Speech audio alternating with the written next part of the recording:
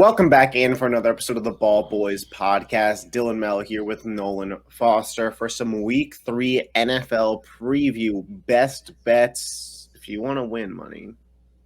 If you want to lose money, that way. Reverse on the camera. Anyways, Week 3 already kicked off yesterday. Surprise, surprise. Without Saquon Barkley, the Giants get dominated on Thursday Night Football by the Niners. What was the final score there? What was it, like 30-13? I turned it off midway through the fourth quarter. Sounds about accurate. It's something like that. 30-12. Deebo Samuel looks like a prime Jerry Rice when Brandon Ayuk doesn't play. Facts. George Kittle, he was more involved in the offense. You saw McCaffrey, of course, average about a first down per carry. Elijah Mitchell. And the chatter that I want to talk about here is not really Giants related at the moment. I want to start with San Francisco. Do you think that they're the best team currently in the NFC? No, I think I would have the Eagles and Cowboys over them. I think watching them, at least in the first half, Purdy, we're both on the same train. I don't think Purdy's the guy. You know, he is an amazing offense, a great offensive mastermind. And he makes some throws, but when push comes to shove and that time comes, he's like you saw. I mean, obviously he didn't play the whole game, but in the early NFC Championship, he just didn't have it. So yeah, and he didn't even play a really good game versus Dallas. If I remember, that game ended about 17-13, something like that. Exactly. So, Dak was just worse.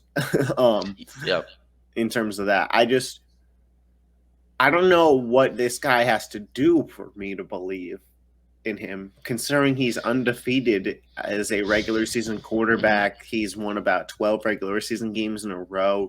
And, it can't all be against bad competition. When I watch him play with the eye test, I don't look at him and go, this is a really good quarterback. I go, this is a really good football team around this quarterback. Having Christian McCaffrey, who, while Nick Chubb's hurt, in my opinion, is the best running back in football. Obviously, he's having a monster year. Brandon Ayuk, before the injury, appeared to have kind of ascended to that next level. We talked about that at length previously. You see what Deebo can do when needed.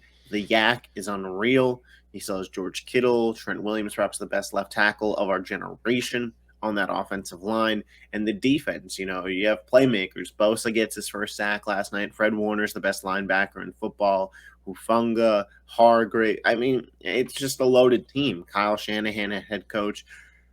But to win a Super Bowl, most of the time, not every time, but most of the time, you need quarterback and head coach.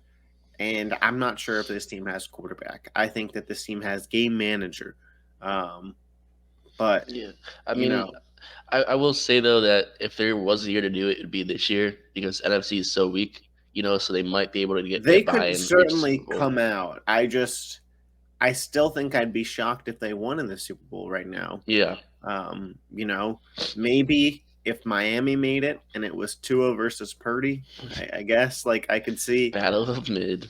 I could see the Niners winning that.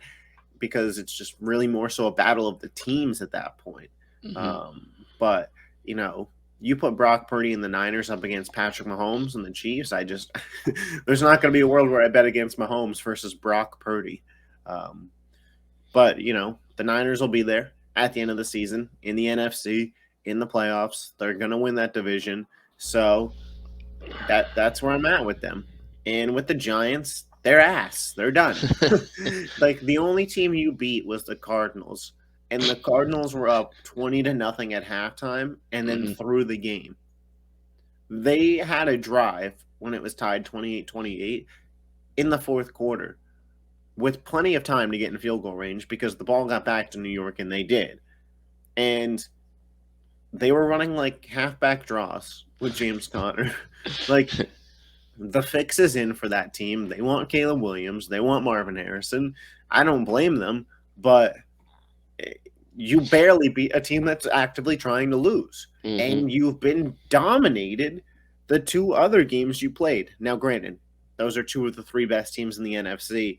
So do I think the Giants are gonna be winless the rest of the year? No. I'm sure that they're gonna finish the year with 6, 5, maybe 7 wins, but versus Seattle, but versus the Dolphins, not taking them. Versus the Bills, not taking them. Versus the Commanders at this point, the Commanders have looked like the better team. Um, so over the next month, I don't know where there's a win. And I don't know when Saquon comes back either. He says he's targeting next Monday, but Apparently, he he has has a a high ankle high ankle sprain, sprain. and Yeah, a that's at high, least for a month. and that's the same injury that Austin Eckler has, and he's about to be out 2 weeks. Hmm. Uh, Now, obviously, I get it. Saquon's more of an athletic freak than Austin Eckler, but I think the Giants' season's over. Yeah, it was And over once it started, but I like it sounds like an overreaction, but they were a playoff team last year, but I I said it then. I said it at the beginning of the season. I'll say it again right now. Last season, what you got out of Daniel Jones was his peak. There was no next level. That was the ceiling. He hit his ceiling last year with him and Saquon running around the field, getting you guys to 9-8 and winning a wild card game. That was the peak that this mold of the team is going to have. Brian Daboll, excellent coach. The problem is now you paid Daniel Jones. So now you're locked into this for 4 years. And it's in 2 years when we realize Daniel Jones sucks. Maybe when they realize it. I don't know. Back to back losing seasons, missing the playoffs. It's not Brian Daboll, so you can't fire him. But all the money tied up in Daniel, I worry for Giants fans that this contract is going to submarine their franchise for the next 4 years. what they should have done was sign Saquon and give a tag to Daniel Jones and ride it out for one more year. That would have been the Absolutely. smart move. Absolutely. And they should have had Daniel Jones prove that it wasn't a fluke because I don't think it was a fluke. I think he could get back to that level of last year, but that level of last year was 500. Like, And he didn't beat anything impressive, if they didn't beat the Vikings in the playoffs, I wonder if he gets extended. I wonder if Yeah, yeah, it's interesting to look back on for sure, but probably not, honestly. we do have a whole week of NFL action to get into here. Of course, we'll do the usual skip when it's our best bets. The first game I got on here for Sunday is Colts at Ravens. Ravens are favored by 8.5. We're skipping this one. Titans at Browns. Cleveland's favored by 3.5. Obviously, last week, Nick Chubb injury on Monday Night Football. Absolutely brutal. His season's over. Titans, Derrick Henry. People were coming at me on Twitter yesterday. And Derrick Henry doesn't practice on Wednesday with a toe injury. Derrick Henry doesn't practice yesterday, Thursday. But on the report, they put rest. So people were saying, it was just a rest day. No, it wasn't. He's not practicing because he has a toe injury. That's why he didn't practice on Wednesday. He doesn't. They're not going to go, oh, you're hurt. Oh, you feel good today? Rest day. Rest. He's hurt. So we could be without the two best players for both teams. Deshaun Watson. Some people say he's looked ass. The college kids, they still got faith in him. I got faith in the defense of the Browns. But without Derrick Henry, without Nick Chubb, DeAndre Hopkins now dealing with an ankle injury, this feels like a gross game. This feels like an under if I've ever seen one. But if we got to pick a way to lean, I would lean the Browns to win. But if I'm getting 3.5 with Tennessee, I would ride the 3.5 points. Yeah, it's not a great matchup. Like you said, Henry might be out, Hopkins might be out, Chubb's out. I think the Browns get it done. You know how I feel about the Titans, and I think they should be all right. That defense should be able to force some turnovers against Ryan Tannehill, and Yeah. well, I'm excited to I would see, I put guess, my how they play faith without in that Chubb. defense for sure. Yeah, yeah. Kareem Hunt obviously signed to the team on a 1-year deal. Hmm. How much action does he see right away? He's an older running back. I can't imagine he gets a hefty workload. I don't really think he is going to get some bell cow workload anyways. I do think that they have faith in their second round pick, Jerome Ford. He did look good Monday night for what it's worth. Um, you know, so I expect it to be more of a split, similar to what it was a couple of years ago when Hunt was on the team. I think when Hunt was getting all like the receiving work and 2-minute drills, and Ford's getting in between the 20s and maybe the goal line work. They just alternate. But I expect it to be a more 50-50 split than people expect. But yeah, I would roll Titans plus 3.5 just because I believe in Tajay Spears as a running back talent more than Great running Jerome back. Ford. Uh, you know, and they have a real good D line. And Watson has shown under pressure that maybe he's not that same guy. I'd pick Cleveland to win, but I'll take the 3.5 with Tennessee. Broncos at Dolphins. The Dolphins are favored by 6.5. We'll keep them moving. Patriots at Jets. New England favored by 2.5. New England comes into the game 0-2.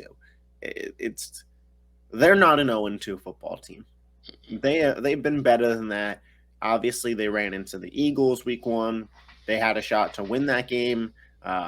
What's his name? Booty, 1 foot out, playing college rules still, buddy. And then Miami, they lose by 1 score. They're driving and lateral back to their old lineman about almost had it. an inch short. Obviously, no guarantee that they would have won either of those games had those plays gone differently. But to have potential game-tying drives or game-winning drives end by this much in back-to-back weeks, that's not an 0-2 football team. I think the Patriots do come out there and take the win. Zach Wilson's like 0-5 against them in his career. Bill Belichick is going to make his life hell. And this again feels like an under. It really feels like one of those games that might end like 13-7. Yeah, it's not a game that I'm excited to turn on. Yeah, I mean, I think you're right. I think Bill knows what's at stake. He can't go 0-3, and I have no faith in Zach Wilson. So I mean, I'd have to take the Pats on this one. Yeah, it's not an exciting. It's not an exciting game. Not a lot of analysis needed there. Bills at Commanders. Bills are favored by 6. They're 1-1. The Commanders come in undefeated at 2-0. What percentage shot would you give the Commanders to upset outright, win the game? I give them like a 30, and I say that because I believe there's a big rainstorm coming this weekend, specifically on Sunday during the game. So I think there's going to be a lot of bad weather, and for that reason, exactly, they got Brian Robinson, Gibson. I think they could really pound the rock and might be able to steal one from Buffalo. Yeah, I mean, if it's going to be pouring, Washington plus 6, they have a good defense. Feels like a good move there. Buffalo, if I had to bet one of the teams to win it, of course I'd go with the Bills. Yeah. Obviously, I'm higher on the Bills than you are. I still think that they win that division. The defense has been legit thus far this year. I will say that. Obviously, it's been the Jets without Rodgers and the Raiders, so take that what you want. But now it's Sam Howell and the Commanders, and despite being 2-0, how much do you really believe in them? I'm not sure. But again, if it's raining, we've gone through 3 games here. Might be a college weekend. Might be a college weekend. I'm going to skip over Falcons, Lions, Saints, Packers. This game very much so interests me. Both of these teams are perennial wild card teams. The Saints can win their division, but the winner of the NFC South just feels like a wild card team to me. But yeah, the Saints come in 2-0. Derek Carr has led them to their first 2-0 start since, I believe, 2013. I believe that's the stat. A decade since Drew Brees was the quarterback. So obviously they've struggled at quarterback play for years. They figure it out. Your boy Chris Olave has looked excellent. Michael Thomas has stayed healthy through 2 weeks, and on Monday Night Football he was very much so utilized. He had a really good catch that he ended up getting pushed out of bounds, but it was nice to see him still be able to make an athletic play like that.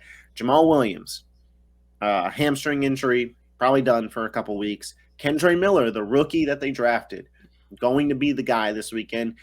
Fantasy owners, Tony Jones is going to snipe him for a touchdown. I picked up Kendre Miller. I know that it sucks, but I'm Are you just gonna you're gonna forewarning have you. Kendre Miller have like 100 yards and then Taysom Hill like two tutties and Yeah. 5 yards Oh, rushing? Taysom Hill is going to be the guy that snipes them. I don't even know why I said Tony Jones. It is so going to be Taysom Hill.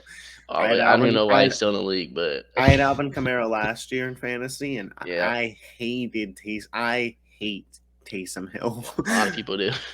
But this team has the opportunity to be 3-0 by the time Alvin Kamara, arguably their best offensive player. I know you'd argue Olave, but still a youngin, comes back. So their defenses look legit. After last week, I have some question marks about the Packers in close games. Jordan Love, Yeah. once the game got close at the end there, didn't look good. And you can credit a Falcons defense if you want. They're an undefeated football team, so maybe we'll see. Maybe their defense is legit. Aaron Jones should be back for the Packers. I think that's a huge, huge addition for Jordan Love. Having his running back who can make big plays. Aaron Jones scored 2 touchdowns on plays that he made happen for Jordan Love. Obviously, Jordan Love got him the ball, but those were Aaron Jones touchdowns. Still no Christian Watson. Romeo Doubs, Jaden Reed, Luke Musgrave, a lot of young players. It's good to have the veteran presence of Aaron Jones back on that offense. I think it will make a difference. Is this their home opener? Or Yeah, they home played in opener. Chicago. So a lot of energy here for the Packers for sure. We got that fall weather. Should be a little colder. Not sure if they're used to that in New Orleans with the dome. 1.5. Basically a pick 'em, but not quite a pick 'em, as you know. Where would you be leaning here if you had to bet this game? So I'm a big Saints guy this year. But for me, I think with Aaron Jones, I think Christian Watson is going to come back. That's my bold statement of the week. I think that the Packers do it. Home opener, like you said. Lambeau's going to be rocking. And the Saints usually they do have tough trouble against outside opponents, especially like in Lambeau. And I just think with that loss last weekend against the Falcons, the Packers come out with some fire, and I think they do get the win this week. Awesome. Yeah, I would agree. I think not having Kamara, having Aaron Jones could be the difference in this one. I'm going to skip over Texans, Jags, and Chargers, Vikings. Panthers, Seahawks. Seahawks are favored by 6. Andy Dalton is the starting quarterback for the Panthers. It feels like such a Seattle -6 game. The line feels. I was thinking about it. This feels like such a trap because I don't think at this point Andy Dalton's worse than Bryce Young. What we've seen from Bryce Young doesn't lead me to believe that a veteran Andy Dalton is going to do worse than him. I think Bryce Young, obviously, you took him the #1 pick. You're going to play him when you can. He's going to be better. But right now, rookie, all the nerves and the things that you haven't seen before that Andy Dalton has, all those like little X factors. I don't think the offense drops off too much. I still worry about the defense. No J.C. Horn, no Brian Burns. Those guys not playing really hurting my prediction of the Panthers to win this division, surprisingly. I said it when Brian Burns started holding out. I said, I kind of retract my statement, but, you make the pick, I get it. Does Seattle -6 feel like a trap to you? Yep. I was about to put them in my best bets, and I was like, Seattle has burned me once. How are they not favored by a touchdown at home? Because what this line is saying is, generally speaking, you get 3 points for having home field advantage. So if it was at a neutral site, it'd be Seattle -3. But you're telling me if this game was in Carolina, it'd be a pick'em with Andy Dalton as the starting quarterback? It feels very trappy. It feels like off. Vegas does not believe in the Seahawks, like how I don't believe in the Seahawks. Hey, they got the dub last week, though. The one thing I'd say for the Panthers, though, this Bryce Young injury. Some people are speculating that he doesn't really need to sit out, but they just want to give him a breather. Kind of like a reset, relax after being 0-2, which I respect.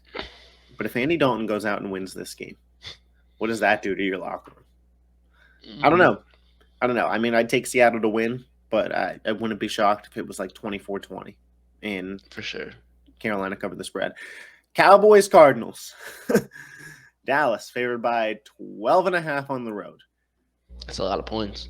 It's a lot of points, and you almost want to take them.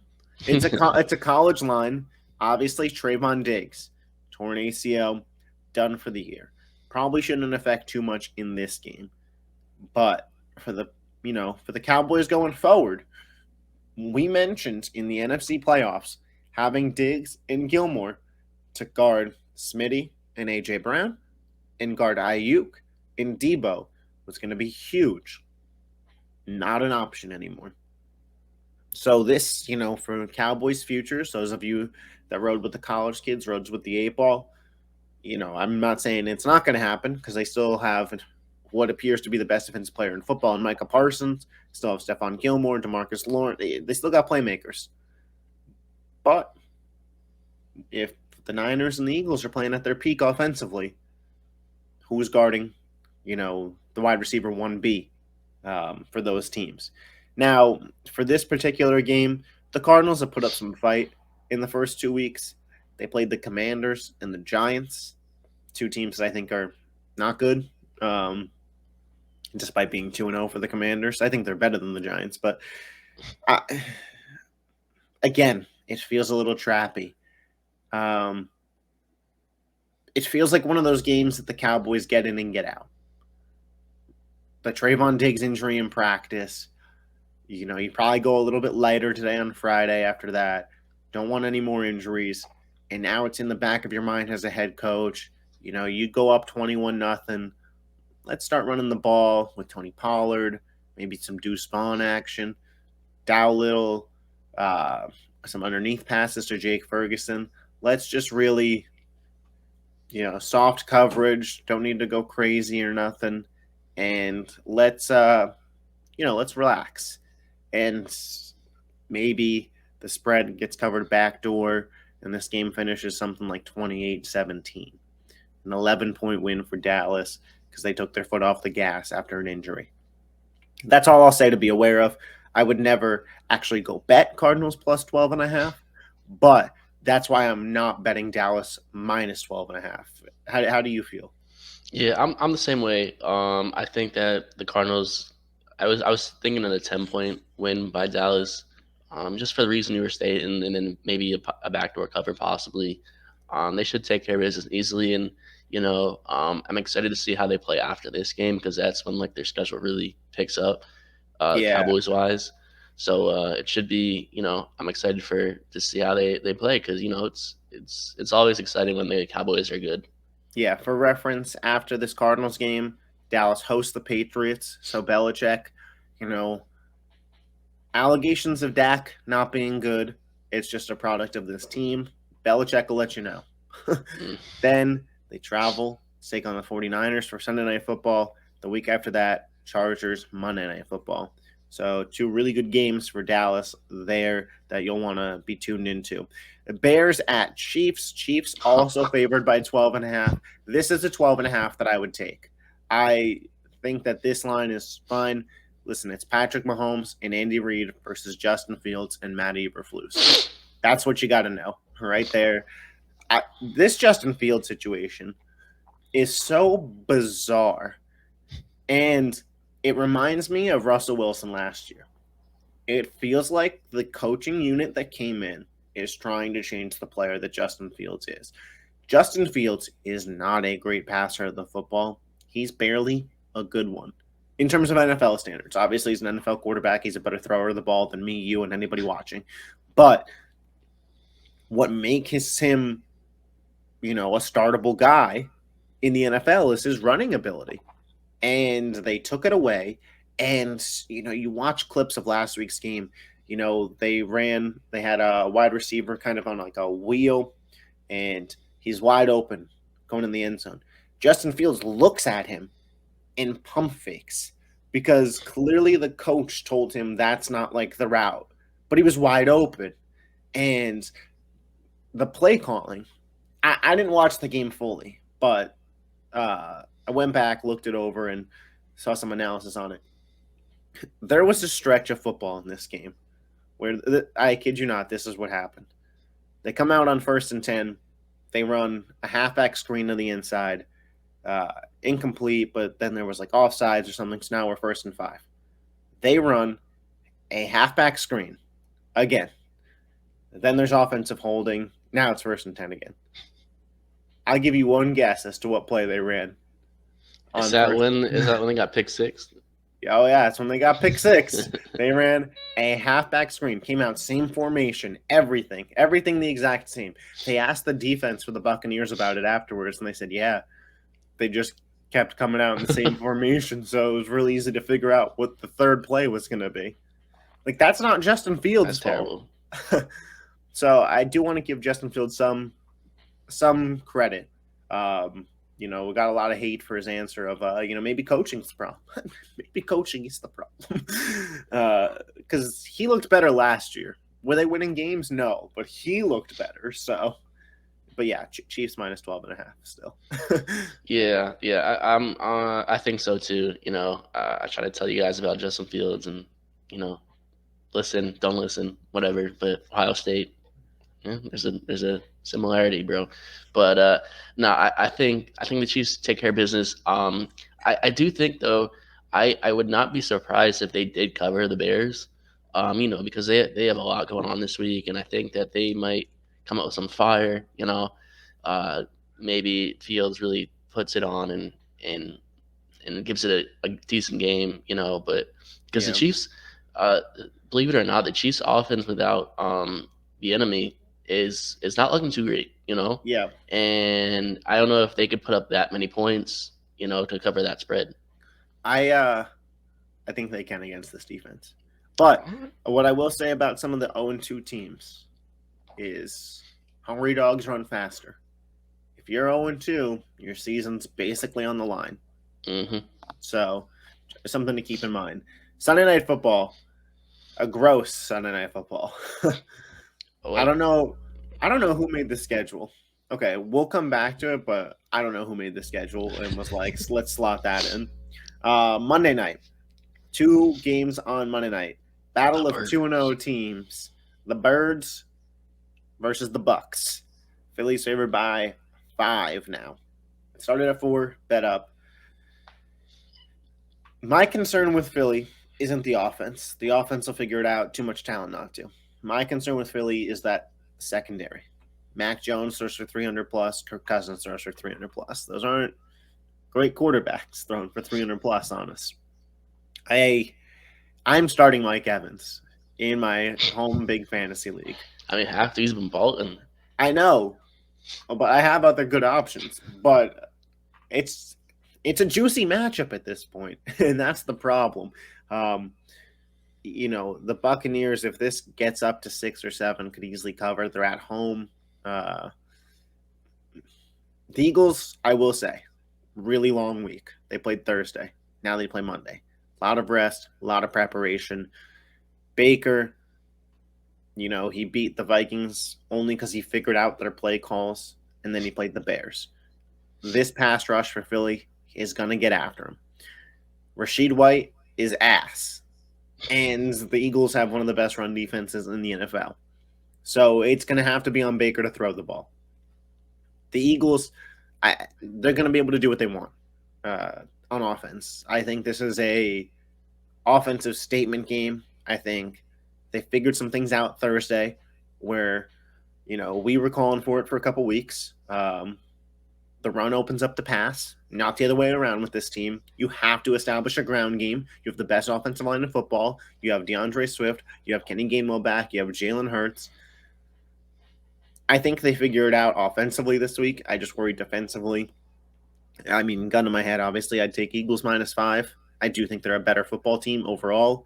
But yeah, where are you at with the Eagles and where are you at with this game?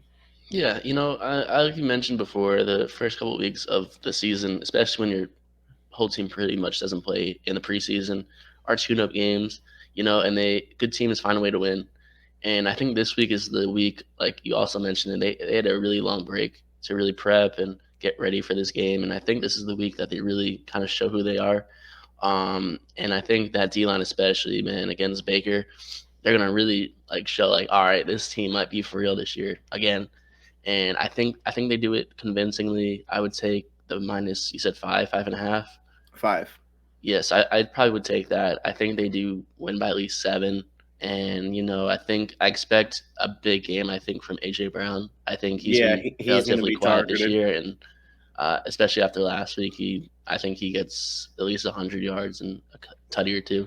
So on Nightcap, Shannon Sharp and Ocho Cinco were talking about this, and they said, don't be shocked if Monday night first couple plays are designed to go to AJ Brown. Mm-hmm. Star wide receiver needs some touches. Rams, Bengals, you know, the Bengals are favored by 3. I don't think Joe Burrow plays. And I wanted to include the Rams +3 in my picks, but I didn't just because we don't know if Burrow plays. Mm-hmm. But I, man, well, I think we're both on the same train. Like if Burrow doesn't play, we have the Rams. but But if if Burrow Burrow does doesn't play, play, the line's going to change. yeah. I, for anybody that sees this before any Burrow injury news is announced, I think it's worth it to throw on the +3. You're still getting that field goal. The Rams, even when Burrow's playing, have looked like a better team. Mm-hmm. I don't think Burrow plays. Do you want Joe Burrow with a calf injury out there against Aaron Donald? Like, this is a long-term thing for the Bengals. You just made him the highest paid quarterback in the league and extended him.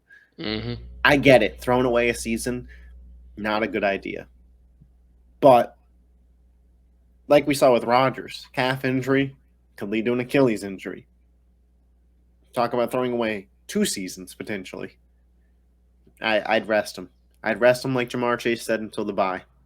And Yeah. yeah, you might start off 0-5, and that sucks. But you went 10-1 last year after starting off 0-2. You could get in as a wild card team. It's just you got to make sure that the franchise quarterback's 100%. Yeah, I think you give him at least 1 week to rest and kind of see how he looks next week. I think you give him the full month. Yeah. I mean, probably, but at this rate, they're thinking both ways. How And much worse can Trevor Siemian be than what Joe Burrow has been? Like, I I know that sounds crazy, but for anybody that's watched the games, it's not like they Joe haven't looked Burrow's great. been excellent. A lot of it's been dump offs and yak from Jamar Chase and Joe Mixon, a couple 50-50 balls caught by T. Higgins. Obviously, there's some chemistry there of where to put it, but it hasn't led to wins. Mm-mm. So, you played your injured quarterback hoping to win games, and you didn't win, and now he's more hurt. When if you just sat him and he was healthier, you'd still be 0-2. It Mm-hmm. just they should sit him. And for the Rams, listen, this team is going to be 2-1. Puka, he's been a beast. He's going to have a role Puka in the Cup. offense. And 2-2, listen, the Rams might be a playoff team. That's what I'll say. Yeah. But let's get into our picks here. Nolan, why don't you give us your best bets? All right. So first one of the week. Let me make sure I got the spread right. Yeah, Nolan 2-4 coming into the week. I'm 4-2. Yeah, I'm going 3-0, speaking it into existence. All right, here we go. So first game of the week, Dolphins -6.5. I'm taking the points at home. Let me think. Home opener. They're playing the Broncos. All right, have you seen the Broncos last week? Like, come on. So give me the Dolphins. I know that the Broncos are gonna lose by 6 points on Sunday, and I'll be another 0-1. But I think that the Dolphins win convincingly, at least by 10 points. They're a really good team this year, and I think at home that offense and the just more so with me. I think the Broncos just look terrible, so I'm gonna take them there. This Um, feels like a trap game to me. It yeah, felt so trappy. And remember what I said. Dolphins are 2-0. Broncos are 0-2. Jobs are on the line in Denver. hmm Hungry dogs will run faster. I Yeah. wouldn't be shocked if the Broncos upset the Dolphins and screwed a lot of survivor pools this week. That's all I'll say. I'm not picking it, but I'm Hey, staying away. I would not. I'm It would not personally shock me. staying away from it. It would not shock me. All right, next game I got the Ravens minus 8.5 over the Colts. I think AR doesn't play this week, and I mentioned before at games can be super gross out weather wise, and I think that obviously that they have running back issues, the Ravens, but I think that they're gonna beat the crap out of the Colts this week. I don't think it'll be any issue for them. They've been Eight and a so good. half, 8.5 looks super light compared to the Cardinals and the Bears spreads. So give me the 8.5. And then last but not least, I couldn't believe that the Pittsburgh Steelers are not favored at Las Vegas. They're getting 2.5 points, and I thought they looked great last week. I mean their offense Pickett doesn't look great, but defensively, like against Garoppolo, bro, like I think that they get the win. But I'm gonna take the spread, be safe. I learned my lesson, so give me Pittsburgh 2.5 there. Yeah, I like that pick. It was the first one cut. I had 4 picks. I had to cut one. I cut that just because I don't believe in Kenny Pickett, but I it was up there. Mike Tomlin as an underdog, uh, when his team's superior. I don't Mhm. know. It's just good coaching, good players, for sure. I like it. So you got Dolphins minus 6.5, Ravens minus 8.5, Steelers plus 2.5. All right, I'm 4-2 coming into the week. Let's go through some picks here. I want to start with I got Chargers plus 1, essentially a pick 'em game. I think the Vikings are cooked. I think that defense is ass. I think that they don't have any run game. Um, I think the Chargers are a better team. And if the Chargers lose this game, Brandon Staley will be fired after the game. I I, I hope so. I if they go 0-3, I don't think Brandon Staley has a job come Monday morning. And it's somebody's job on the line, so I don't want to be like an asshole about it, but too much talent to be 0-3. That's for sure. I'll take Justin Herbert over Kirk Cousins in a big spot with pressure. I think Kirk Cousins, this is his last year in Minnesota. We'll see if he makes it the full year. But you got Keenan Allen, Josh Kelly should be able to run against this Minnesota defense. We saw what DeAndre Swift do them. Mike Williams, Quentin Johnston. The Chargers are a better team. Both teams 0-2. Both teams hungry. I'm going to take the Chargers plus 1. Then I'm going to take the Lions -3 over the Falcons. A lot of times, especially early on in the season, I feel like lines aren't true to what the teams are. The Falcons are 2-0, but I don't believe in them. The win over the Packers was cool. The win over the Panthers was NFC South. The Lions 1-1. We've seen them bounce back before the pendulum shifts. This is still a team that beat the Chiefs -3 at home. If they win by a field goal, they get a push. But I think that they win this game by a touchdown. I don't think the Falcons' offense is good. I don't think the Falcons' offense is going to be able to keep up with Detroit's offense. I'll say that for sure. I don't believe in Desmond Ritter, so I'm going to take Detroit to cover the 3 there. In my lock, Jaguars -8.5. This is a great football team coming off of a bad loss where they put up 9 points. They're going to run up the score on Houston. They're going to put up points. Gardner Minshew was dicing this defense. What is Trevor Lawrence going to do? And CJ Stingley's out. Yeah. -8.5. I feel good about it. Same reason like you said, too. A lot of big spreads. Feels like a college football weekend in the NFL with some of these spreads.